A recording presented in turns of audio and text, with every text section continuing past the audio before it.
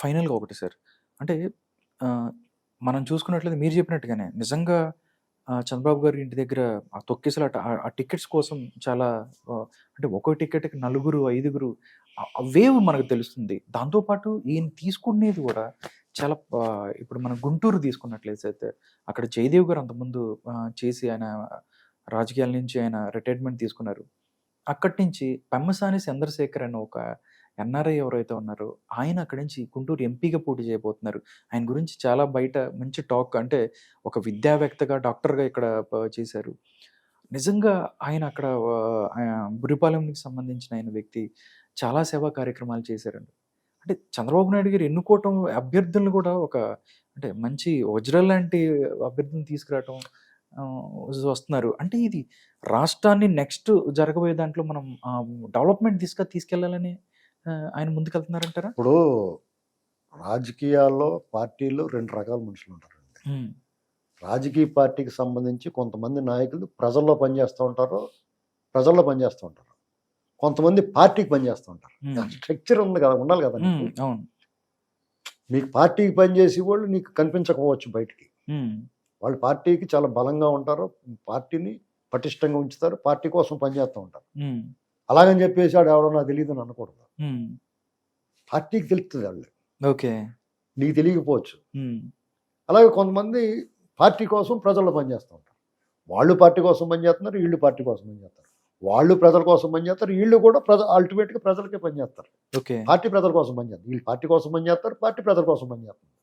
కాబట్టి అలాంటి వ్యక్తి ఇతను పెమ్మసాని చంద్రశేఖర్ ఆల్రెడీ ప్రజల్లో కూడా పనిచేసాడు. ఆయన నరసరావుపేట పార్లమెంటరీ నియోజకవర్గంలో అనేక కార్యక్రమాలు చేసాడు అతను. ఓకే. బోర్లు వేయించాడు మెట్ట ప్రాంతంలో. నేను సింపుల్ గా ఒకటి చెప్తున్నాను అంతే, చాలా చేశారు. ఓకే, అర్థమైందండి. కాబట్టి అతనికి అసలు నరసరావుపేట అయితే ఇంకా టాపు. గుంటూరు కింద ఇంకా నరసరావుపేట ఇంకో 20-30 వేలు మెజార్టీ కష్టం అవుతుంది. అంటే ఇప్పుడు గల్లా జయదేవ్ గారు స్వచ్ఛందంగా వాలంటరీగా నేను ఈ రాజకీయాల నుంచి విరమిస్తున్నాను, నేను పార్టీలో ఉంటాను కానీ ప్రత్యక్షంగా ఎన్నికల్లో పాల్గొనని ఓపెన్గా చెప్పేశాడు ఆయన. అని వ్యాపారం మళ్ళీ అభివృద్ధి చేయాలి, ఎందుకంటే వీళ్ళు ధ్వంసం చేసి పెట్టేశారు. చాలా నష్టపడి, 1000 కోట్లు నష్టపడి. తెలుసా మీకు? గల్లా జయదేవ్ గారు మనకు వాళ్ళ యూనిట్ని ఇక్కడి నుంచి రానివ్వలేదు, అది దీన్ని ఇబ్బంది పెట్టారనేటువంటిదే తెలుసు మనకి. అంతవరకు తెలుసు. కానీ ఆయన 1000 కోట్ల నష్టం వచ్చింది. ఎలాగంటే అమరాన్ బ్యాటరీలు ఏ ఇన్ఫ్లుయెన్స్ చేశారో, లేకపోతే కేంద్రంలో కూడా కొంతమంది ఇన్ఫ్లుయెన్స్ చేశారు. చేసి నంబర్ 1 బ్యాటరీ అది. ఆ రైల్వేలో మ్యాక్సిమం రైల్వేలో దాన్నే వాడతారు, ఎందుకంటే నాణ్యత ముఖ్యం. దానికి కొన్నాళ్ళు ఆపారు. తర్వాత మిగతా వాళ్ళు చేతులు ఎత్తేసిన తర్వాత ఆ నాణ్యత గురించి వచ్చినట్టు మళ్ళీ ఇదే పెట్టుకున్నారు. అంటే నువ్వు పెర్ఫెక్ట్గా, నువ్వు నిజాయితీగా, నువ్వు నాణ్యమైన ప్రోడక్ట్ ఇస్తే దానికి ఎప్పుడు కూడా ఎవడో ఆపలేడు. వాళ్ళ వ్యాపారం నిజాయితీతో కూడింది. హైయెస్ట్ ట్యాక్స్ పేయర్ అతను. ఆంధ్రప్రదేశ్ నుంచి హైయెస్ట్ ట్యాక్స్ పేయర్ అతను ఈ దేశానికి, రాష్ట్రానికి కూడా.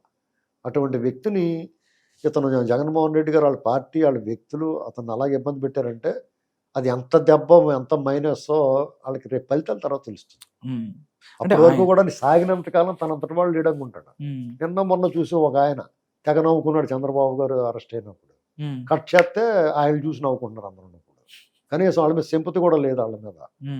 ఇక్కడ నిరసనలు అయ్యి చెప్పకుండా అన్నారు, ధర్నా చౌక్లో చేసుకొని పోయి ఉన్నారు. వెంటనే కట్ చేస్తే రోడ్డు మీద కూర్చుని ఉన్నాడు. అంతే, మీరు ఏవి ఇచ్చారో అదే వచ్చేస్తుంది మీకు. ఇదివరకట్లాగా యుగాల తరబడి ఏముండవు శాపాలు.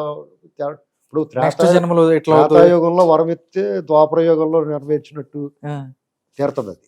ఆ వరం ఫలితం సాధిస్తుంది. అప్పుడు శాపం ఎత్తి ఇప్పుడు ఆ శాపం ఇక్కడ అనిపిస్తారు. అది ఈ కలియుగంలో ఏంటంటే ఇమీడియట్ ఇన్స్టెంట్. పొద్దున్న ఏదైనా తప్పు చేస్తే సాయంత్రం కూడా వచ్చేంత ఫలితం.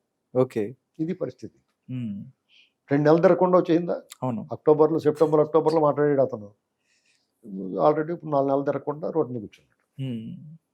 జగన్మోహన్ రెడ్డి గారు అంతకన్నా దారుణమైన పరిస్థితులు ఎదుర్కొంటారు. ఓకే, పెమ్మసాని అయితే డెఫినెట్లీ అంటే డెఫినెట్లీ ఆయన అభ్యర్థిత్వం ఖరారైన.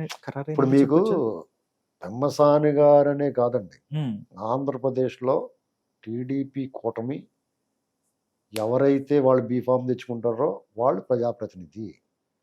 ప్రజలు కులం, మతం, ప్రాంతం ఏవి చూడండి, వాళ్ళు ఆల్రెడీ డిసైడ్ అయిపోయి ఉన్నారు. వాళ్ళకి జగన్మోహన్ రెడ్డి, చంద్రబాబు ఇద్దరు కనపడతారు. ఓకే. వైసీపీకి ఓటేస్తే జగన్మోహన్ రెడ్డి ముఖ్యమంత్రి అవుతాడు, ఉమ్, ఈ కూటమికి ఓటేస్తే చంద్రబాబు గారు ముఖ్యమంత్రి అవుతాడు. ఉమ్, వీళ్ళిద్దరు ఎవరు కావాలని ఎంచుకుంటున్నారు. ఓకే. వాళ్ళు ఈ రాష్ట్రం గాయపడి ఉంది, వీళ్ళందరూ ఇబ్బంది పడుతున్నారు, ఉమ్, వీళ్ళకి అర్జెంటుగా ఉపశమనం కావాలి. మాకు అభివృద్ధి వద్దురా బాబు, మా బతుకు మేము బతకాలి, మా కూడు మేము తినాలి, మా ఇంట్లో మేము ఉండాలి అంటే ఎవరు ఉండాలి అది ఆలోచిస్తున్నారు. ఇక నువ్వు అభివృద్ధి చేస్తావా, ఉద్యోగాలు పెట్టుబడులు తీసుకొస్తావా, ఉద్యోగాలు ఇప్పిస్తావు, నువ్వు ఏమన్నా చేసుకో, ఉమ్, మాకు మాత్రం మా ఇంట్లో మేము ఉండాలి, మా కూడు మేము తినాలి, మా బతుకు మేము బతకాలి. అతక. అలా ఉండాలంటే చంద్రబాబు కావాలి అంతే ఫైనల్. ఇవన్నీ ఈ చికిత్స కోసం చూస్తున్నారు వాళ్ళు. ఆ చికిత్స కావాల్సిన ఔషధం అర్జెంటు వాళ్ళకి, ఉమ్, ఆ ఔషధం చంద్రబాబు. సింపుల్ అంతే. మీరు బీఫామ్ తెచ్చుకుంటే మీరు ఎమ్మెల్యే, ఓకే, ఓకే, బీఫామ్ తెచ్చుకుంటే మీరు ఎంపీ. అంతే. లాస్ట్ అండ్ ఫైనల్ సార్, అంటే మనం ఒకటిగా చూసుకుంటే సార్, అందరూ టీడీపీలో కన్నా వస్తూ ఉన్నారు.